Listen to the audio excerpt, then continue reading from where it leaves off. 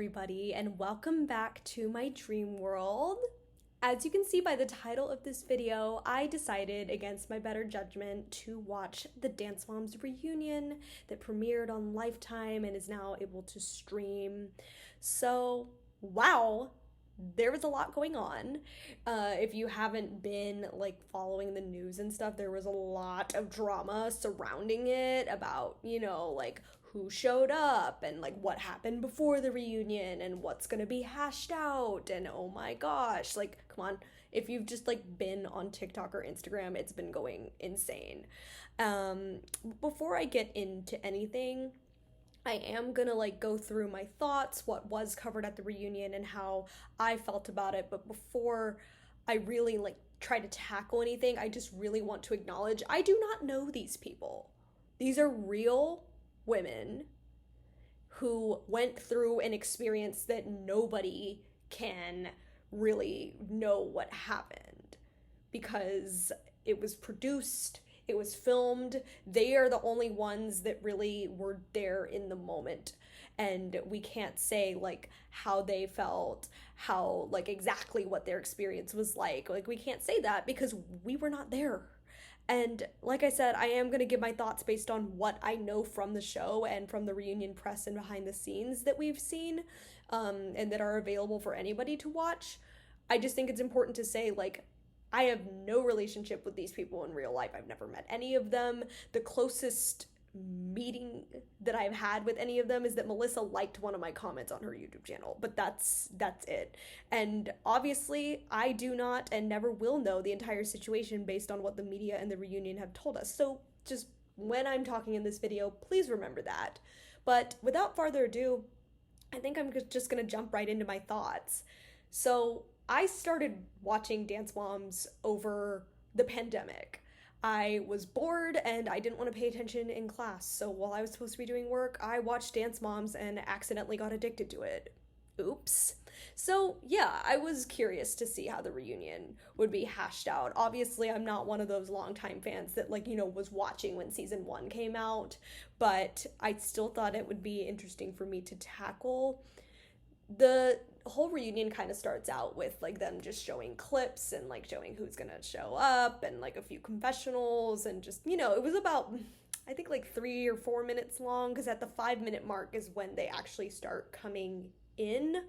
So I'm just kind of gonna skip over that because there wasn't really much substance to it other than just getting into the mood of the show and how this was kind of they're kind of, if you go on the Lifetime website, it shows this as episode 1 of season 9, and we know there's a quote-unquote season 9, but it's not, if I am correct, it's not technically with Lifetime as far as I know.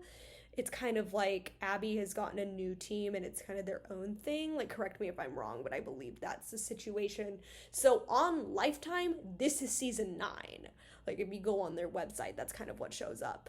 But of course, JoJo was the first one to show up. Honestly, doesn't surprise me. She definitely seemed to be the most enthusiastic, let's say, about this entire thing. I know everybody has some very strong thoughts about her being there, and I do too, frankly, because she wasn't there since season 1 and her, or even season 2, and really she wasn't on the show for that long if you really think about it.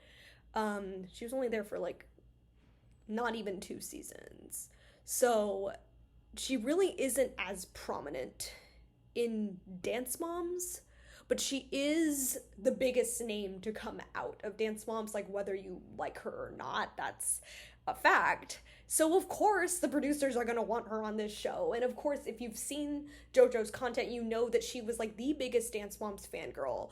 That she came in as a fan, not as this little kid that wanted to get, she came in as a fan, knowing that it was a show, knowing all of that. So her experience is so different, and she was definitely the most enthusiastic about it, obviously, I mean, because of that. But so of course her and Jess are the first 2 to show up, and they kind of are just chilling, and the next person to walk in was none other than Miss Chloe Lucasiak.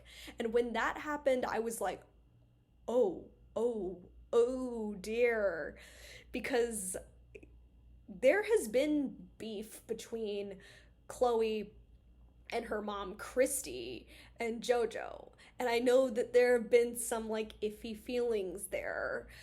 Because as the reunion covers, JoJo actually ended up calling Christy out on social media when she said something about Gianna, the choreographer and Dance Moms. Like obviously she works for Abby and stuff.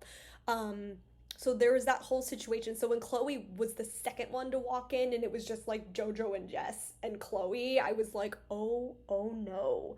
And you could tell that it was very, very, very awkward. I mean, Chloe was like, hi, like, she put on, she's classy, like she came in and things were cordial, but you could tell that there was a little bit of like awkwardness there, because like I do think Chloe and JoJo have met before, because JoJo came on season 7 as like a cameo at one point, and they also met at like a Nickelodeon event. I think you can like find it somewhere. So yes, they've met in person before, but they definitely are not as close as the rest of the girls are. I think that's just spoken for. But so that was like, that had me like, oh snap. And then soon after, the next to come in are the Highlands, so Paige, Brooke, and Kelly. And it is clarified in this moment that Brooke and Paige, as far as I know, have not met JoJo in person. And because of that, like I think Brooke says, like, yeah, the only interaction I've really had with her has been over social media, again, through some beef. Because there was that situation where Brooke posted, like, I don't know what it was, I think it might have been a TikTok, where she like got suggested to be friends on Facebook with Abby Lee Miller, and she was like, yeah, I don't think that's happening. And JoJo was like, oh my gosh, you don't need to like call her out on that. And it was just like a really awkward situation. And Brooke acknowledges that and is like, yeah, I've only had a little bit of like internet beef with JoJo, so it's like weird meeting her in person now. And I was like, oh, again, awkward. But also I feel like it was a little bit less awkward because now you have Chloe and the Highlands, all OG members who have known each other since they were little kids, and JoJo. And then Kendall was the next one to come in. I was like, okay, here we go, because Kendall knows everybody in this room. So, that's when it kind of stopped being so tense and awkward. And then eventually I think Kira and Kalani come in too, and they start almost immediately acknowledging, like, hey, there are some people that were on this show that aren't here. And of course, that's Maddie, Mackenzie, and Nia. And I just want to clarify here, I support their decision 100% to not come to this reunion. I will dive deeper on that in just, farther in this video. And of course, I don't, hold anything against the girls that did decide to come. Because, maybe they felt like they needed this. Like, I feel like nobody should be shamed for their decision. These are all grown-ups at this point who have platforms, and they should be able to decide whether they want to come or not. The reasoning does not matter. I don't think it matters, because again, these are adults. They are allowed to make decisions. Nothing about anything makes them ungrateful or makes them like fame hungry or anything. It's like, yeah, well, they're influencers and they have platforms and they probably want to promote that. And I don't think there's anything wrong with that. But also there are people who maybe are focused on other things, or are like, yeah, I just don't need this right now. This isn't for me. Just like Nia said in her recent TikTok. And I think all those things are completely valid.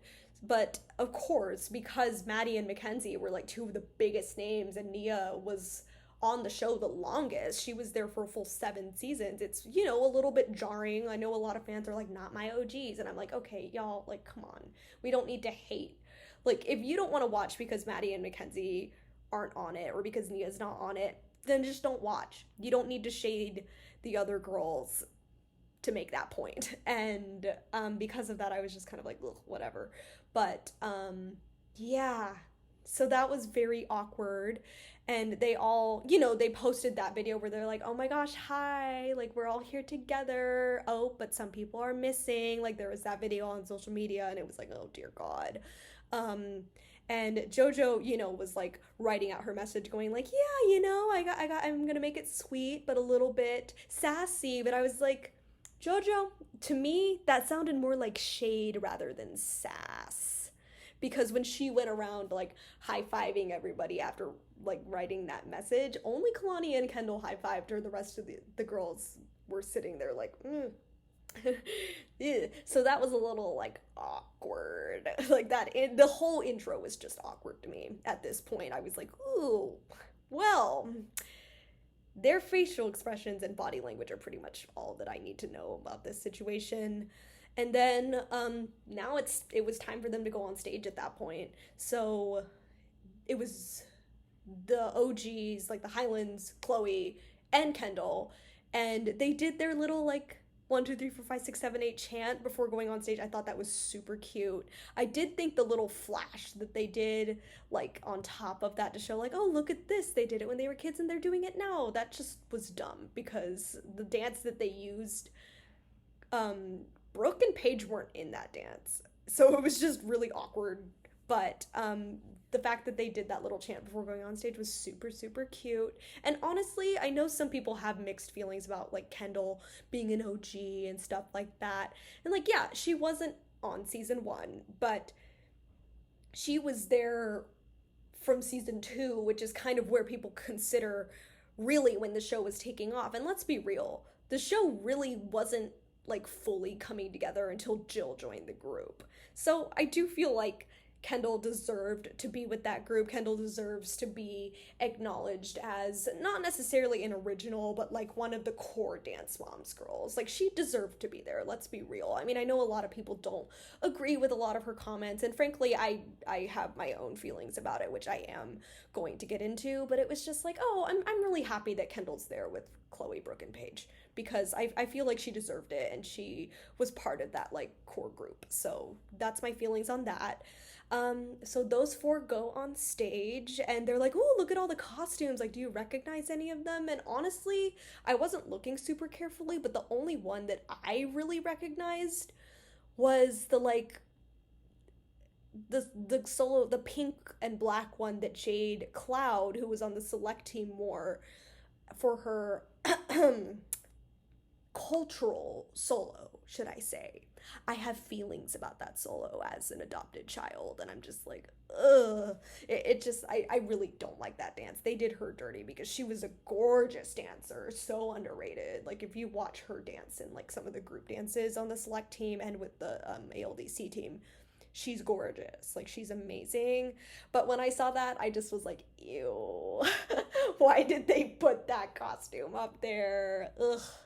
But, you know, and pretty much immediately right when they sit down, Jill, because basically what they have is they have the girls on stage, and then whoever's not on stage is basically in an own separate little couch type room. So they basically have like 2 rooms.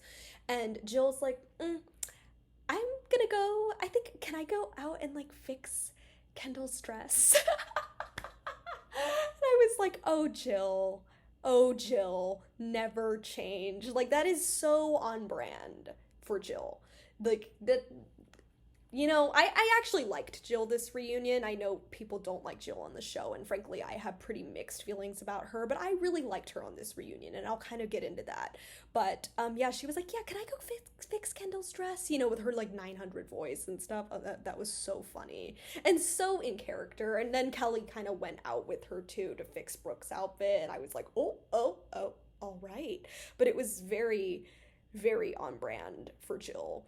And honestly, Kelly coming out in that like pantsuit fit, she was slaying. Like, I know, like, you know, we have that like discussion around the mom styles and stuff like that, but Kelly was serving this reunion with her fit. That's all I gotta say. But yeah, of course we kind of continue to hash out like what like who came and who didn't and blah blah blah blah blah. Because like now, like they kind of asked the girls about it. They're like, yeah, Maddie and Mackenzie aren't here, Nia's not here, how do you feel about it? And of course Jill, Kelly, the moms, and JoJo and Kalani are backstage talking about the same thing, and that's when we get JoJo's like controversial comment about like, you know, them, you know, putting it in the past and not wanting to, and it was like, okay, but what I will say about Jill is that she's like, yeah, but that's their choice though. And Paige and Chloe and Brooke seemed to be on that page as well. And I was like, okay, thank you. Like the OGs stood up for the OGs, and Jill stood up for all of the girls, in my opinion. Like she was like, yeah, that's their choice and that's okay. And I was like, okay. Thank you. This is where Kendall kind of had me like, okay, girl, like, really? Because she was like, why are you talking about it though? And it's like, here's the thing, they can talk about it whenever and wherever they want. And I understand that they didn't want to talk about it on Lifetime because that for them is a place where things were manipulated, things are produced, things made them look a certain way. Like it's a reality show. Obviously, like each person had their own character and their own image, and they made Maddie look like an entitled brat. There are still people that's like, oh, Maddie isn't grateful. Maddie's bratty, blah, blah, blah. Like, there are still people like that. And I understand Maddie wanting to be like, I don't really want to go through that. Again, same with Kenzie and same with Nia, who had her own reputation on the show as being like a weaker dancer and stuff like that. So, I definitely feel like there was a little bit of bitterness there on some people's parts, and it's just like, well, they didn't need to do that though. And if they do want to talk it on their platforms, what's wrong with that? Why do they have to only talk about it on the show but not talk about it on their platform or whatever? Because like on their platform, and I'll cover this later as well, but like when you do things on like a produced channel like Lifetime, where there are showrunners that are pretty much running the whole agenda, versus doing your own Q&A or your own let's talk about my experience on your channel or on your platform. You have control because that's your platform. So like, you know, Melissa's been making those Q&As on her YouTube channel if you haven't seen them, and Christy does her videos, and you know, like the girls do some videos. Brooke has done a couple TikToks, and you know, like that, I can see why somebody would be comfortable with that, but not actually going on the platform where they were as a child and had this produced image that maybe they want to break out of. So that's kind of my opinion on that. I was like, okay, they can talk about it in places that where they feel more comfortable. I don't think there's anything wrong with that. Um and I think that Nia, Kenzie, and Maddie made the right decision for themselves, given what they probably would have gone through had they gone on the reunion. There would have been so much more drama surrounding them, and there already was drama surrounding them, especially Maddie. I mean, like, and I'll talk about this in a second because the next thing they get into is the whole party situation. So, what had happened was the reunion was filmed basically like right after Paige's birthday. And so they had a birthday party for Paige with all of the OGs and Kendall. I'm including her because she was there too. But at Maddie's house. So Paige had a birthday party with, like, you know, her sisters basically at Maddie's house. And there was that whole discrepancy of like, oh, was this actually a cover up for like, you know, Melissa putting out fires and stuff? Or was that, you know, and JoJo and Kalani weren't included? And it's like, okay, I just don't think it's that deep. Like, from what I can tell, the only girl that kind of seemed to throw shade after that whole thing was Kendall. And that isn't to like single her out, but she did like kind of a suspicious comment, and people were, you know, freaking out over that. But other than that, I don't feel like it was that deep. But then, of course, like while they're talking about it, Kelly calls in Christy, who is like, yeah, I just think that was a very manipulative move, especially the fact that Kalani and JoJo were invited. And I was like, okay, but here's the thing. If the party was for Paige, why would they invite JoJo? Because as it's been confirmed, JoJo and Paige didn't know each other until literally a couple hours ago. So it wouldn't make sense for JoJo to be invited to Paige's birthday party. Like, I wouldn't invite somebody to my birthday party if I hadn't met them. And same with Kalani, because even though Paige did meet Kalani, she doesn't have that type of relationship with Kalani the way she does with the OGs that she grew up with, and Kendall, who she's known since, you know, they were 10. So it makes sense as to why Jojo and Kalani weren't invited. I don't think it was like shade to them. I don't think it was a diss. I just think, they don't have that type of relationship with Paige, and that is okay. And yeah, I don't think it was shade on Maddie's part either, because again, we're thinking like, oh, this is a party for Paige, so it should be with the people that we grew up with.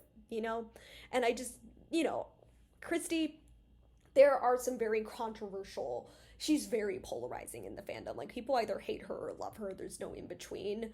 But I either find myself like strongly agreeing or strongly disagreeing with her, and this was one where I strongly disagreed with her. I don't think that it goes that deep. I don't think this was an ulterior motive for Melissa. And here's the thing, I don't know these people, like I said, so obviously I can't say like, how can you say that, like, it's not like that. But from what I can tell, it wasn't shade, because it was all 7 of the girls at that house having fun and having their own little mini reunion before going on the actual produced reunion that is completely different. So yeah, Christy, honestly, I don't think it goes that deep. And I know she's, going to talk about it on her podcast with Kelly and stuff like that, but it's just like, really? I don't feel like that was necessary, because that kind of, like, I know she was talking about Melissa and not Maddie, but the way that she said it could kind of redirect poorly on Maddie in some kind of way, who has literally been the least vocal and the least problematic about this entire reunion situation.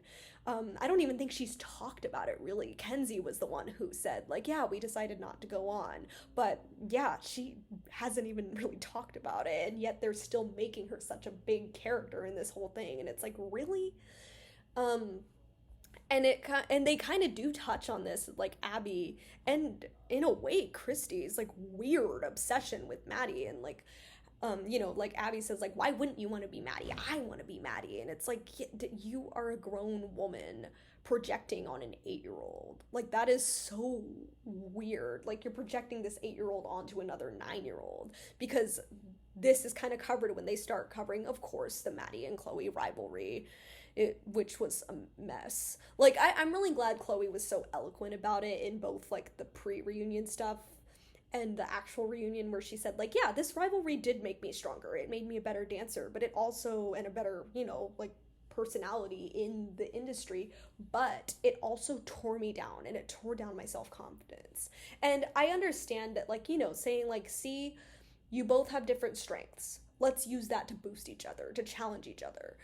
That makes sense to me, like, as somebody who is a performer and, learns from other performers that are better than me and that, have different skills than I do. I learn from them, but it's just like, I feel like it's not right to say you need to be like Maddie and then not say that to Maddie in return. Like, you should never say that to kids, because it's like, it's one thing to say, like, hey, you see the way Maddie does this, why don't you try doing that? And then say to Maddie, see the way Chloe does this, why don't you try doing that? Like, having them boost each other up. And that's why their duets were so magical, because they would complement each other so well. They would push each other to do better.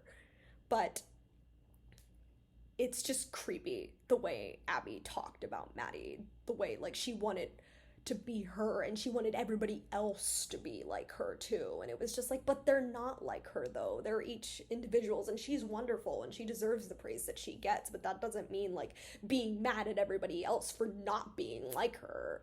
So that was just to me. And then of course the whole 2 girls, 1 solo incident comes up.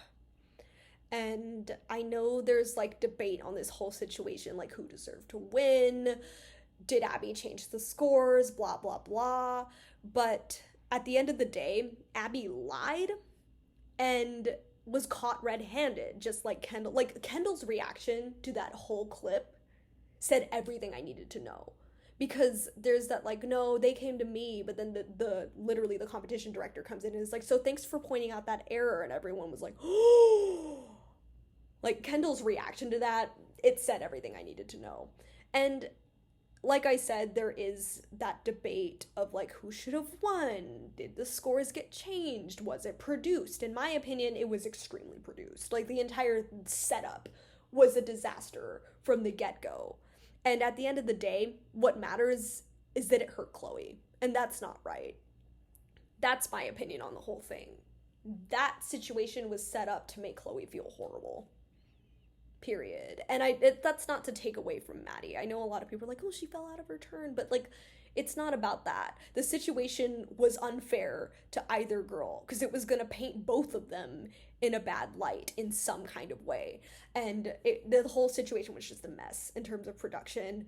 So Chloe reacting to that scene, like her reaction is very understandable. I know that was extremely triggering, like because it was at the end of season 3, and that's basically when Chloe's whole situation started really going downhill. And it's just like, oh God, like I understand why that whole situation would be incredibly emotionally triggering for her. And yeah, she gets upset, but I loved seeing Paige and Kendall like immediately leaping to lift Chloe up and to comfort her and to remind her, like, you got through that, girl. You're gorgeous and you're doing your own thing and you're living your best life now. Sometimes you just need to hear that from your friends. And I also saw, like, Brooke was pretty quiet during that situation, but she was tearing up. Like, she was so emotionally, like, she's giving, like, empathetic older sister listening. And I just thought that was so lovely of her. It was beautiful seeing them comfort her through that entire situation. So the next thing that gets tackled is the whole Two Sapphires situation, which is known as the dance that broke Dance Moms because it indirectly dash directly caused the exit of the Highlands. However, the first thing I want to say is Kelly has basically made Paige her clone. Because if you look at those two, they look exactly the same. They're both gorgeous, but like Kelly has them strong genes. She literally said copy paste. I don't know. They were just showing these like pictures of Kelly as a younger girl dancing at the studio because, like, if you remember, Abby actually taught Kelly. Like, Kelly was originally her student. Kelly has known Abby since she was a little girl, which is crazy. And that's why the Highlands situation, even though yes, they're OGs, just like, you know, the Zieglers and the Lucasiacs and the Sues, but it's just kind of like, or the Frasers, Nia's family, but it was just like, oh my gosh. Yeah, like, just think of it. Kelly has known Abby for such a long time. There's literal family history there. And so the fact that it all kind of ended just blowing up, because like Brooke, as far as we know, was one of Abby's favorites when she was younger. Like, if you watch some of her earlier solos, she is wonderful. Like, I highly recommend watching her solo metamorphosis from before the show. It is absolutely stunning. And there's also like Never Neverland, Pull of the Moon. Like, it's gorgeous. And then you get the show and everything just spiraled so badly for them. And it all ended with Two Sapphires. And I just want to say right off the bat, and the girls do cover this a little bit, but I in no way blame Maddie or Kalani for this entire situation. It was a mess on the adults' part, not the children. Of course, I feel terrible for Chloe and Paige because they were finally, as Kelly kind of says, like, were given an opportunity to do a duet together and win. And that was just snatched away from them. And then, you know, like, Abby starts talking about in that scene about Kalani being a replacement or, you know, coming in, and she immediately compares her to Brooke, and Kelly's like, okay, then just replace her. Like, come on. Kelly snaps. And frankly, I don't blame her after enduring all of that. And Paige says this too. She's like, you endured so much. I'm surprised you didn't snap sooner. I'm surprised you weren't worse. But, of course, that kind of led to the whole Kelly slapping Abby and then getting detained and getting fired basically off of the show as a result. And I know this scene is iconic, like, it's extremely quotable. People make TikToks about it all the time. Get your finger out of my face, girls out the room. Like, everybody who knows Dance Moms knows that scene because it was such a jarring and like crazy moment that happened seemingly out of nowhere. But if you really look into it, there was so much build up to that, both on and off the show. But like, the more I sit on it, the more I hate that scene because the children, Like, you can see all of them are like shocked or sobbing. Like, Maddie immediately burst into tears, and you can hear her crying in the background. Like, that is terrible. And, like, I get that it's definitely an extremely traumatizing experience for Brooke because, you see your dance teacher who you really cared about fighting physically with your mother. And Kelly ended up going to jail for that. Like, she literally confirms, like, yeah, she sent me to jail for that. And all I'm going to say is Abby should feel lucky. Abby should feel lucky because Kelly isn't really about that life. She could have done so much worse. I guarantee you that if somebody was really about that life and Abby came at them like that, it would have been worse than just a simple little tap and hair yank. Like, Kelly didn't even slap her that hard. I don't know what I would have done in that situation, but if somebody bigger than me came at me trying to bite me, yeah, I don't know what I would do, honestly. And because of that, I just think Abby should consider herself lucky because somebody who actually like has learned how to defend themselves and has been in fights and stuff like that would have socked her right in the face and probably kicked her and done worse. Like, I could have seen that being way, way, way worse for Abby. And because of that, I'm just kind of like, you should consider yourself lucky that it wasn't worse. That's all I'm gonna say, because I know there's like debate on that, and I don't condone violence. I don't think anyone should get physical, but I do support self-defense. And to me, it looked like Kelly kind of blacked out and started defending herself, and I don't blame her for that. I don't know what I would have done if I saw my mom get in a fight with my dance teacher, who was like a short Mexican man, so I don't think that would happen. But like, I do know that if my mom for some reason got in a physical altercation, I would burst into tears too. So like, ugh. Yeah, so that whole situation was just rough, and I can see why it was very emotionally triggering for Brooke, especially because it kind of branched off of what was happening to her in that moment, with being compared to Kalani and stuff. But my whole opinion on the two Sapphires thing is it was just so unfair to everybody. I mean, it put Maddie in a really crappy position, and it really put Paige and Chloe in a crappy position and painted Maddie in a bad light as a result. And it was just like, ugh, it was just terrible. And I get why when Kalani was asked to like go out on stage and talk about this, that she was like, I don't want to go alone. Like, that's scary. Like, she would have been out there alone versus like the OG girls, and it would have just been her. And so I get why she was kind of like, JoJo, can you come with me? I also like, I know people feel ways about JoJo, and I do too, but I think it was kind of sweet how those two really like do care about each other. So, yeah. And then this kind of loops back to Abby's Ultimate Dance Competition, which was a spin-off of the whole thing. And, Kalani, if you watch that show, Kalani and JoJo were on it, and Kalani was Abby's favorite. Like, vocally, Abby loved Kalani, her technique, her flexibility, all of that. And apparently, Jess says, like, when Maddie and Mackenzie came on that show, as like a cameo, basically, they did a guest appearance. Abby said, "That's your new duet partner, Maddie." Now, I know Jess is an instigator, and, she says a lot of stuff that is bleh, but I could see that being true. Jill seems to be surprised by this whole situation, and frankly that was a little confusing to me, because I know there was kind of that little hashing out of AUDC and that whole mess between Christy and Melissa, so I did assume that Jill knew, but I can see that situation being true, because Abby loved Maddie's dancing and Kalani's dancing. Why wouldn't you want them to do a duet? And I know people feel some way about Two Sapphires, but that duet is gorgeous. Technically and in sync. Like, it was a beautiful, beautiful dance in a very unfortunate situation, unfortunately. I said unfortunately a lot, don't mind me. Of course, like I've said before, it's not Kalani's fault. She was 12 to 13 and had little to absolutely no control. And, you know, if I was 13 and they said, hey, come on this show and do some dancing and do a duet with Maddie, I would have been like, okay.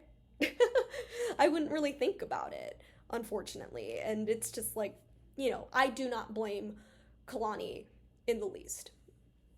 Kira kind of immediately comes out swinging at Melissa because she had that line in the trailer that was like, that bitch wouldn't come 100 feet near me or something. And I know people kind of assume she might have been talking about Abby, but, you know, if you really think about it, Kalani still speaks to Abby, seemingly has a good relationship with her, which is, you know, fine. That's her experience. But turns out she was talking about Melissa, and she was talking about the whole two Sapphire situation. And I get she's trying to say that, like, Melissa did kind of contribute to this whole situation. There's a whole bunch of tea on this. Like, if you watch Maxi Boss and other, like, videos that cover this situation that has, like, production notes and stuff like that. Like, I get why she was saying, yeah, Melissa did kind of contribute poorly to this situation. But, like, whoa. Jeez, like, I feel like it was more like production's whole thing. Like, clearly it was production. I mean, you don't get to just sneak a duet into a competition. That's not how it works. Like, you need to pre-submit things. It's not like suddenly Abby went, let's add another duet. It's not like that. It was there from the beginning of, like, you know, it was gonna happen from the day they decided to go to this competition, clearly. Because that's how reality shows work. Like, it's the same thing with Chloe's silent solo. Like, people are like, oh, but Kendall earned it. No, Chloe's name was already entered under that number. The costume was custom made for her. It was already going to be Chloe's. We already knew, like Kendall says it, we already knew she was going to get it. I know she was upset during that situation, but it's true. And the same thing goes for the two Sapphires thing. They were always going to do that duet. They knew. Maddie and Kalani, it's kind of debatable whether they knew or not. I don't think Kalani knew, but, you know, and even if Melissa did lie about it, it all falls back onto production that put all of those kids in a really crappy situation. So I'm really, really happy that the girls assured Kalani that it wasn't her fault. And then Kelly kind of says, like, I feel like if that whole situation didn't happen, maybe I still would be with my husband. And that kind of, I was like, whoa.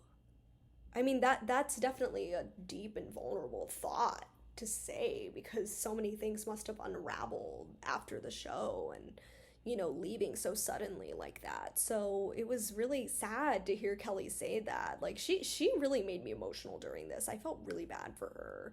And then eventually Kelly kind of comes on stage and talks to her girls about that situation, and she admits that she's guilty and she feels responsible for, you know, kind of like Brooke has said on TikTok, and they say this, like, they danced that day, left the show, and never ever danced again.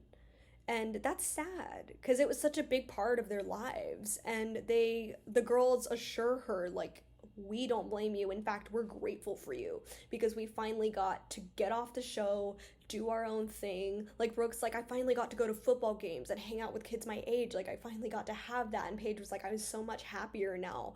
So I'm really, really glad that they had that moment. They have a hug.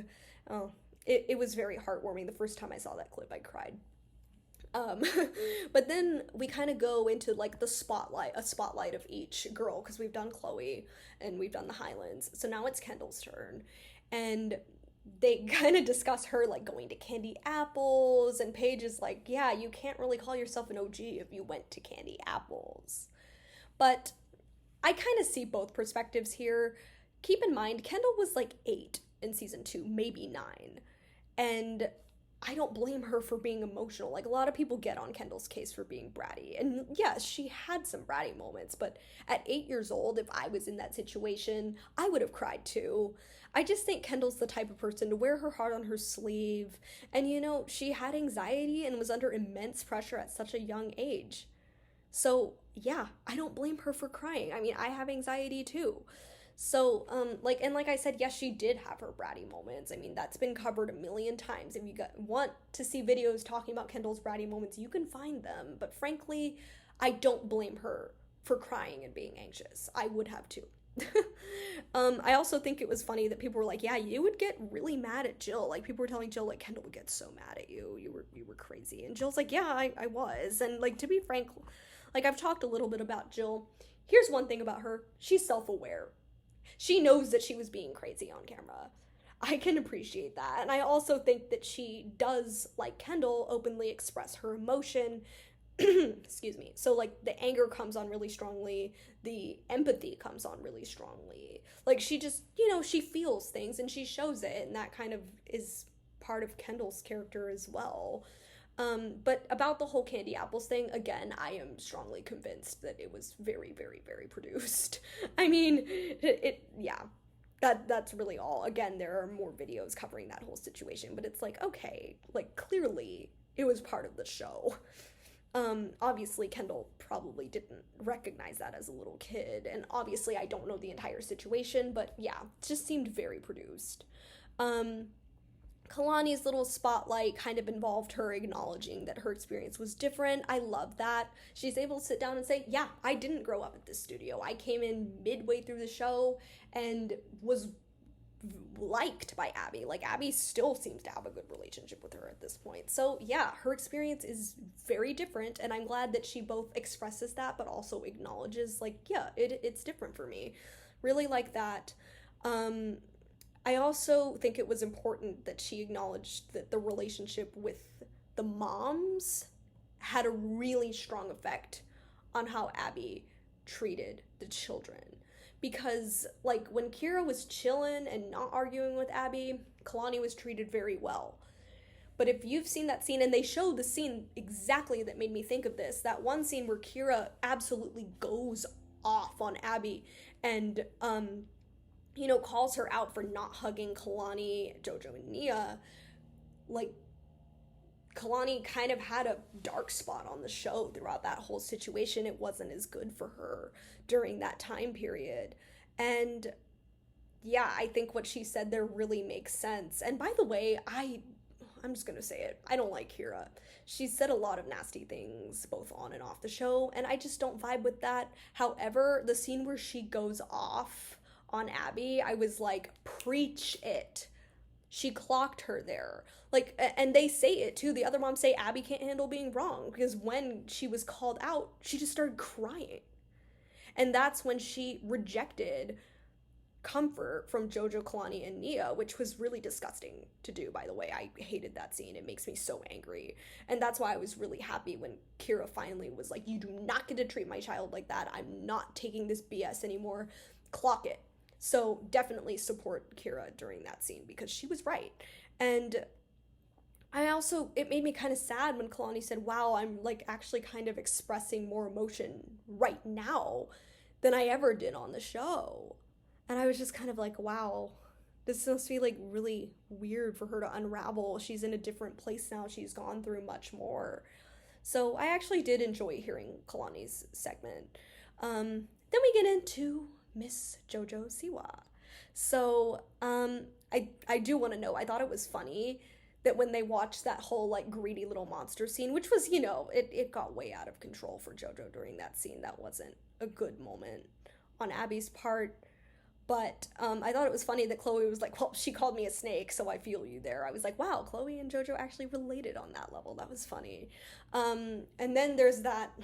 Then we get to the line that has been stirring up a lot of controversy, where Jojo says, to me, Abby was always right.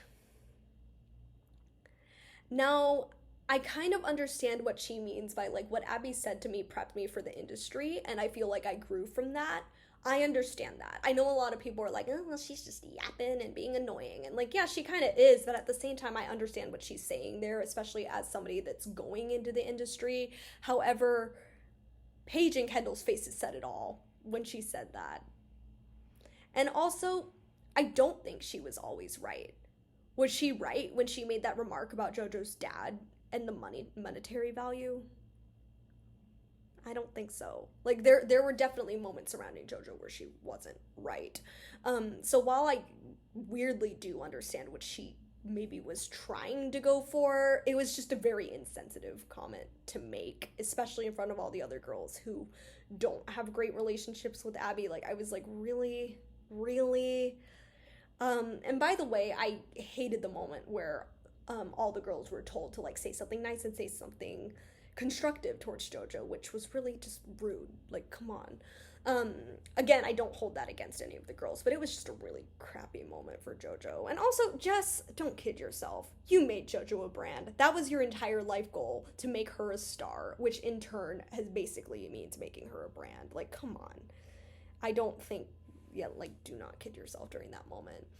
Um, I thought it was interesting to see Brooke's reaction to the whole, like, if you yell at me, I'm gonna cry. Because she was like, like, you could tell, like, ooh, that was not a normal moment. But, you know, at the end of the day, what I gathered from this whole situation is that production decides who stays and who doesn't. Like, there's, you know, that rumor that Abby didn't even want JoJo on the show. She wanted Cameron Beck, who was, again, a member of the season 4 select team, but she didn't get on there because they didn't want her.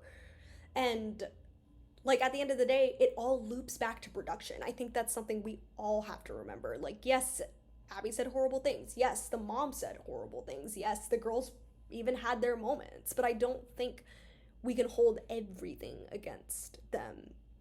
And definitely not defending Abby, by the way, but, like, I feel like when it comes to that situation, it loops back to production at the end of the day.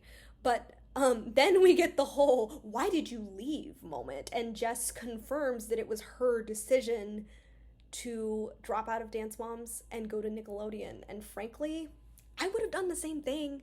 I mean, I know we don't like a lot of the things that Jess and JoJo have done or said, and frankly, I agree with that.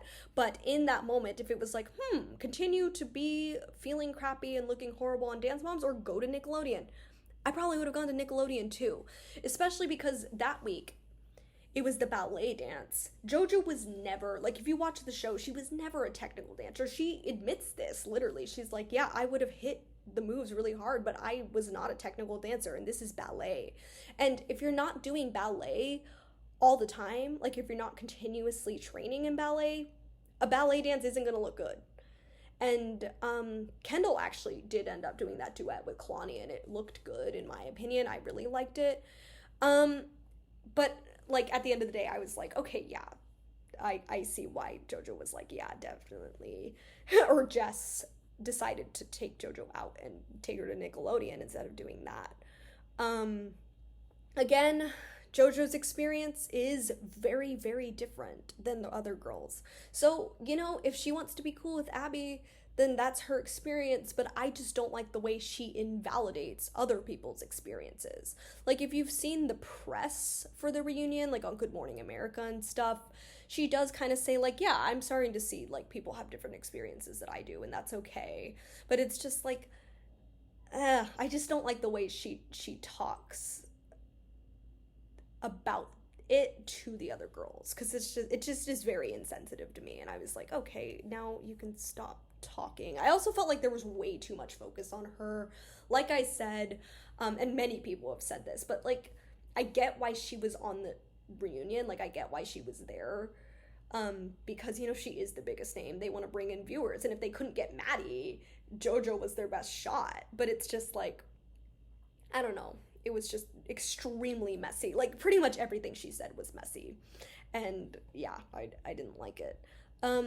There's a little bit of a montage moment about, like, Brooke, and there was that moment where Abby's yelling at Kelly and is like, I was in the hospital hugging your daughter when your husband ran over her with a golf cart.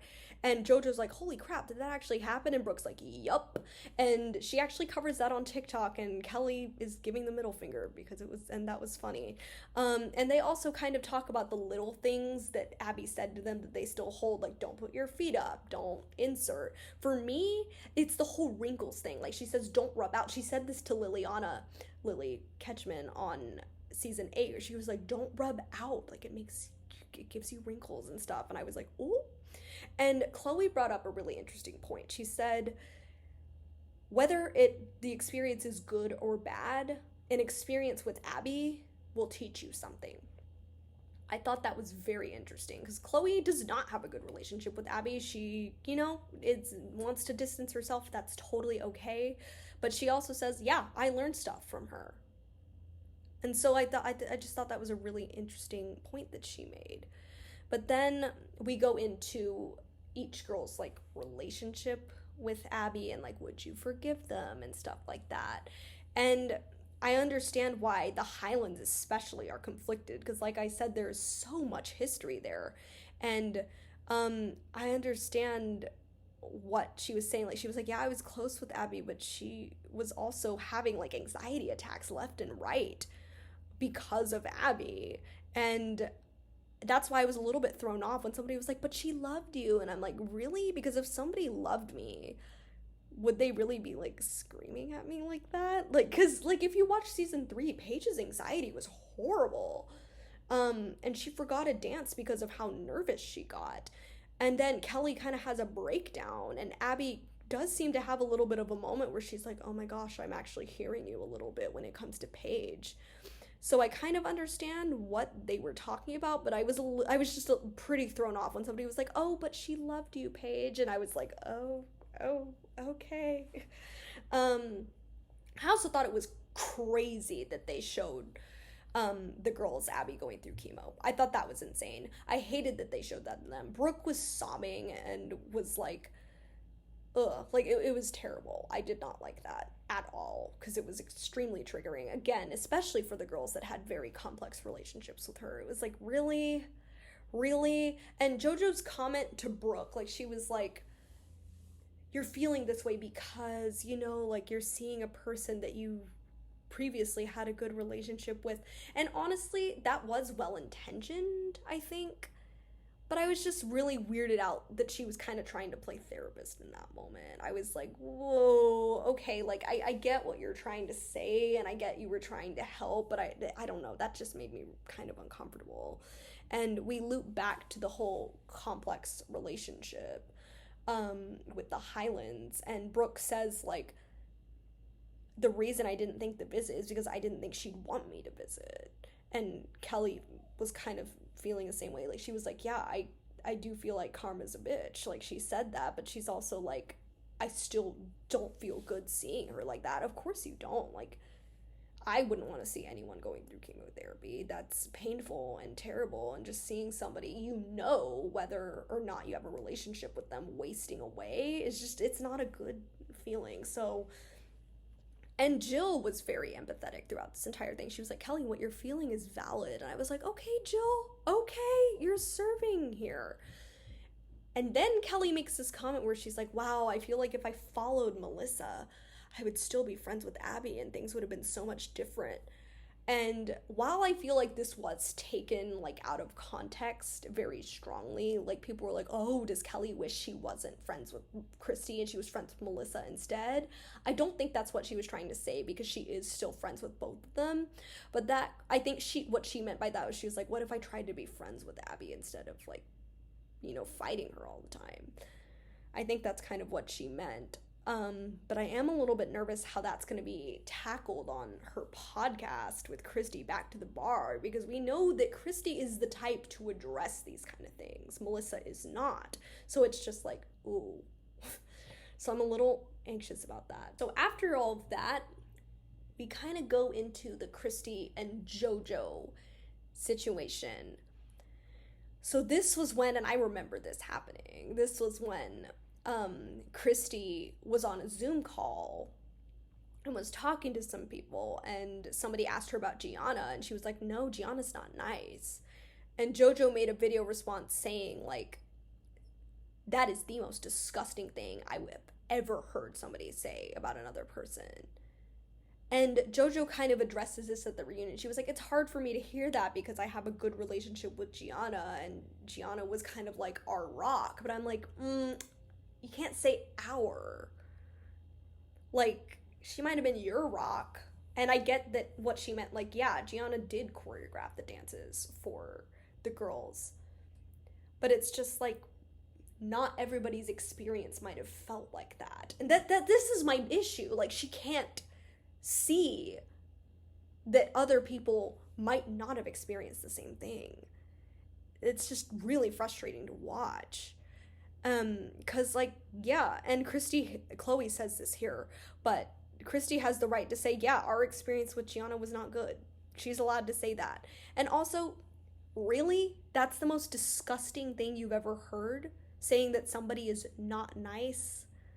really? And also, I really hated that she brought Chloe into it. Like, you weren't even there on the show when Chloe was there. So, how would you know anything about her experience? And Chloe clocked her here. Like, she was like, I appreciated basically what Chloe said was 100%. She was like, yeah, I mean, like, you do have to be mindful about what you say on social media, but you have the right to talk about your experiences and say, like, that is how I felt, and that's okay. Like, if JoJo had said, by the way, I actually had a really great experience with Gianna, that's fine, that's great. But her saying, like, no, don't say that, that's not valid, like, that's when it's like, okay, really, JoJo, don't say that that's not a valid thing to say, because, you know, that's their experience and they're allowed to talk about it wherever and whenever they want. And also, that was a Zoom call. Like, I know, yes, she was on a Zoom call and talking to people, but somebody who was on the Zoom call recorded it off the Zoom and put it on TikTok, and it ended up going viral. It wasn't like Christy was on her platform saying, yeah, Gianna's not nice, blah, blah, blah, blah, blah. Like, and Chloe kind of like explains that here and says, like, this is why, like, you know, I talk about my experience with Abby, but I haven't said that your experience with Abby isn't valid.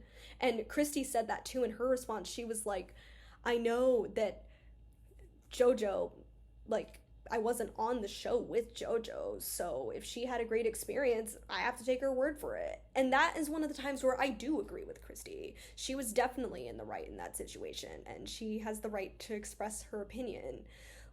And I mean, just saying, like, you know, if you do something on the internet, you need to, like, people can have opinions about it. And it's like, yeah, but that doesn't mean their opinions are right. Like, JoJo saying she has a good relationship with Gianna, cool, fine. But her saying, like, yeah, you shouldn't have said that. That is such a disgusting thing to say. Really? Come on. Like, just very close-minded and ignorant towards other people's experiences. And we've covered this. I don't need to go over it anymore. It kind of loops back to Abby. And people are like, yeah, Abby gave us the tools. But, again, it loops back to production. Abby wouldn't be as big of a name she is without the show either. So that was just like a weird situation. Also, by the way, before I go any farther, I saw that extended scene of Abby getting ice cream. You know, because like in season 8, when she, you know, leaves the competition, files a police report, and goes to get ice cream at Baskin Robbins. As somebody who used to work at Baskin Robbins, I've actually made a few videos on this, so if you want to see those, check it out. I was only so focused on trying to figure out which flavors she got. It seems like it was rainbow sherbet and maybe some chocolate flavor. The lighting was very odd, so I couldn't tell. But I don't know, I just felt like I'd bring that up here because, I don't want to get into the whole, the production, oh, Abby made them start, blah, blah, blah, blah. I feel like it's just more complex than simply one person did this and this is what happened. It's like, yes, she trained them. She trained the original girls, but there's also a whole production studio there that switched things up when they realized they had a show. So, you know, it just, I feel like it's more complex than simply Abby made them stars, because at the end of the day, Abby was made a star as well by the show. So, oh, excuse me, but it goes different ways. We get another montage. They showed them a lot of scenes of forgetting dances, and oh god, I hate that scene where Maddie like runs off stage and has a genuine like panic attack when she forgot her dance. That was awful to watch, because no 9-year-old should be that panicked over a dance. Like, it's one thing, like, you forget your dance, you walk off stage and you cry, that's normal. Like, yeah, and yeah, I would cry if I forgot my dance on stage. And I also feel especially bad for Paige, because if you do like a little bit of research, Christy talked about this on Back to the Bar, and Kelly did too, about how that solo was a dance that Paige knew, but with different music, and that was the case for most of the girls in that situation. So Paige just had a really crappy situation there, and it was hard to watch, and it was really weird how they tried to spin it for her positively. Like, they were like, yeah, but you know, now people got to see how it's okay to forget your dance. And I'm like, okay, I get that they're trying to make it, but that was clearly a very traumatizing moment for Paige, because she became the girl who forgot her dance. I'm glad she kind of like owned it and was like, yeah, I'm more confident now. I'm beautiful and I'm working and I feel good about myself. Paige absolutely served this entire reunion. I've always liked her a lot because she just seems like such a supportive friend. Was she ever the strongest dancer on the team? No, but she was always like lifting up her friends, was just like this little ball of sunshine. And she was so supportive towards everybody during this reunion as well. So I just want to give her a shout out. She was awesome. There was also that weird proposal moment between JoJo and Kalani.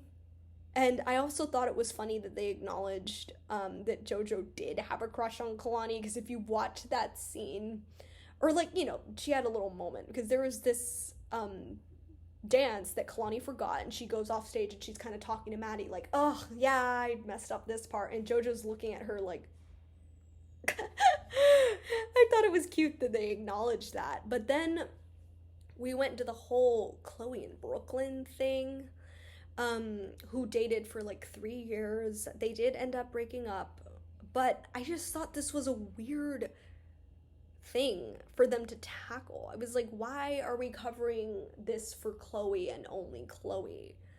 And it ended up going to like, oh, was your mom supportive about the whole thing? And I was like, oh god. Like, I know Christy has her moments and there was some like iffiness when Chloe did come out, but Christy covered that in a podcast. Like, I'll try to link it if I can, but she spoke about that whole situation on a podcast and kind of cleared things up, and how, if you do know, Christy actually ended up claiming Brooklyn, Chloe's ex-girlfriend, as like a bonus daughter, and they had such a like great bond, it seemed. And by the way, I was super super happy for their relationship when I found out. It was just so heartwarming.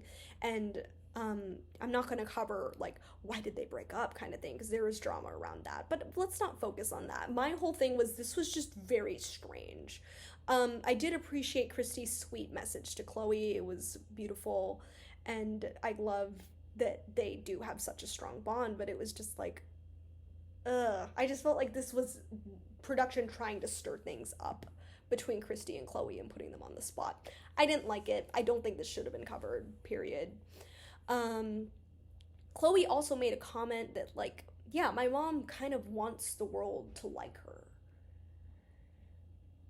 Let me know what y'all think about that, because when I heard that, I was like, oh, yeah, I kind of see where she's coming from. And she did say, like, yeah, and my mom's kind of, embracing herself now. But yeah, I do kind of see where she's coming from, because, like, Christy always tries to do, like, damage control after something happens. And I get it, but it's just kind of like, ooh, like, come on, let's just be yourself, own it. And I feel like she is doing that. Like, Chloe even says Christy, is falling into her own image now, which is good. Christy also like talks about her journey, figuring out stuff with neurodivergence and mental illness and stuff.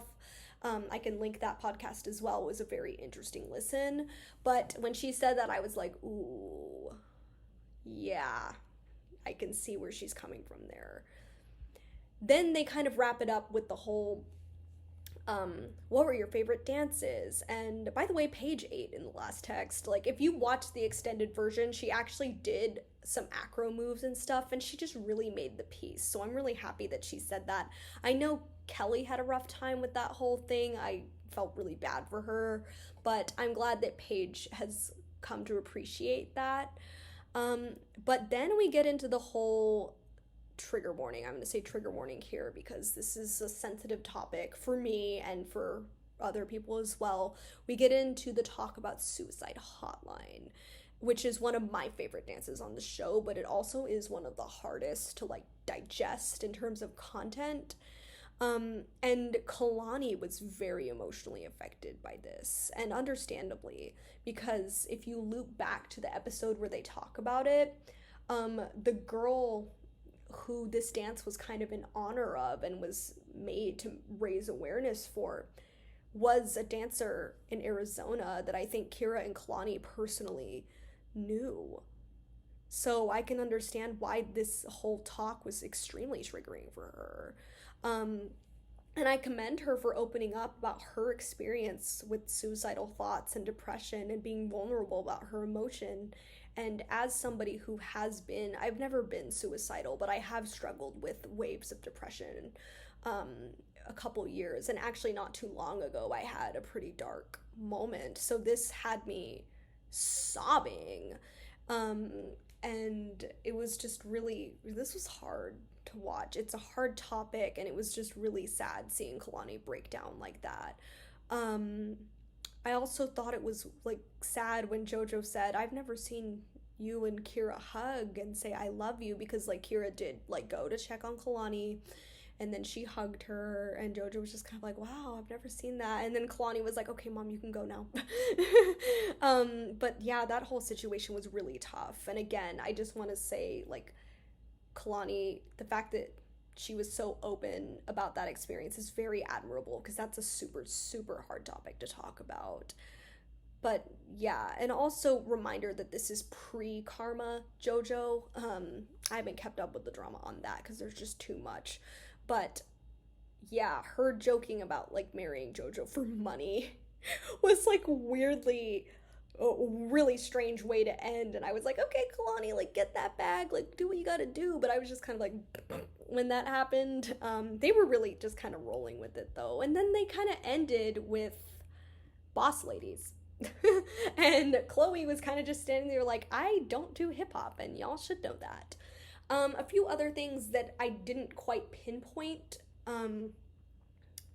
was like Kalani did have a little bit of a talk about her body image as well, and how like, yeah, she went through puberty on the show. She's gorgeous, by the way, like this is no shade to her, but wow, like it was just sad hearing about that, because she's gorgeous.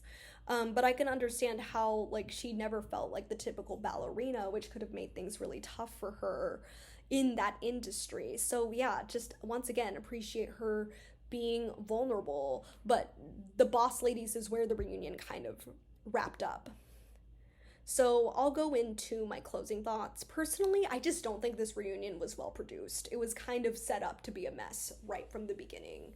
And I feel like I said, like a lot of these things should have been cut down or not covered and replaced with maybe some more bonding moments for the girls and the moms. Because that moment with the Highlands, though triggering, I feel like they needed that.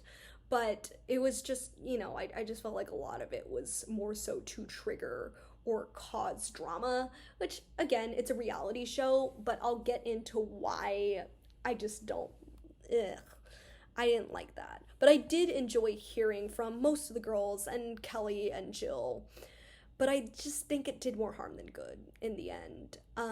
From what I saw, and I'm not going to refer to them as the girls actually.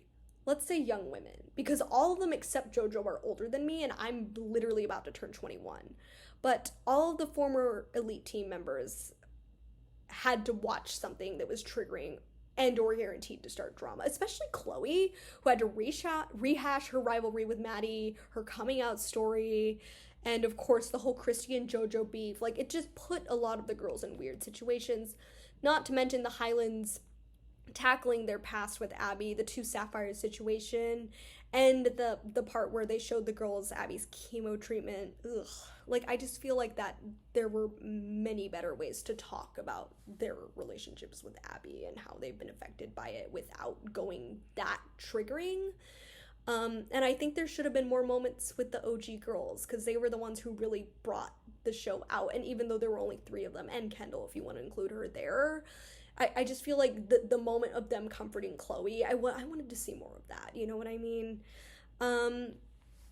Like I've said before, Maddie has kind of been the least vocal about this entire thing and still ended up being a main character, which just shows how the producers wanted her to be here so bad, and because she wasn't, they decided to, kind of try to get other people to talk about her. But I'm so glad that they didn't come, actually, because if they did, I feel like Maddie would have been on defense mode the entire time. Kenzie would have been asked questions about being the baby and being in Maddie's shadow. Nia probably would have had to tackle like the racism and the music video drama she had. But again, like I said earlier, Melissa has been doing these Q&As on her own channel. I've seen a couple of them, and honestly, I think that's the way to go for them. Because, like I mentioned, when you're on your own platform, you can talk about whatever you want, however you want. You aren't in an environment where producers are trying to get a rise out of you alongside the people around you who you care about.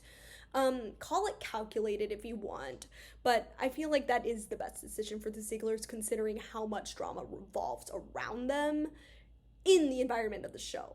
And by the way, I love Maddie and Mackenzie's work.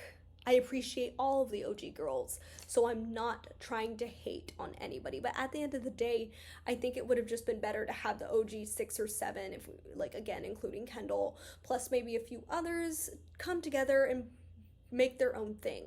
That is, if they wanted to. Like again, it could have just been the ones that wanted to come together and do it. There wouldn't have been as much production value, but I think everything that was meant to be covered and hashed out could have happened on their own terms that way. And there wouldn't have been as much unnecessary drama surrounding things like the party and like, oh, why are they not here? They're ungrateful. Like, no, it's not like that. Because at the end of the day, everybody should experience what they want to experience in the way that they want to experience. So yeah, honestly, this was just kind of a mess. Because I feel like in terms of media, it just made more drama and gave more room for hostility in the fandom, which is already pretty toxic, hence why I haven't made like a Dance Mom, sorry, my voice, a Dance Moms discussion like this before. But let me know your thoughts about the reunion, because I certainly had mine and I hashed them out here. I'm also happy to elaborate on anything that I said, but or include something that maybe I didn't talk about. But all I ask is that we please be respectful in the comments, both to each other and towards the people here. There's enough toxicity going around, and I just don't want this to be a negative conversation, rather a critical one. So yeah, just let me know your thoughts in the comments. Please like and subscribe if you enjoyed this video. I'm happy to do more like hashing out talks. I mostly do focus on children's media for shows like Ninjago, Total Drama, My Little Pony. So if there's a show you maybe want me to take a look at, let me know, and I will see you all next time.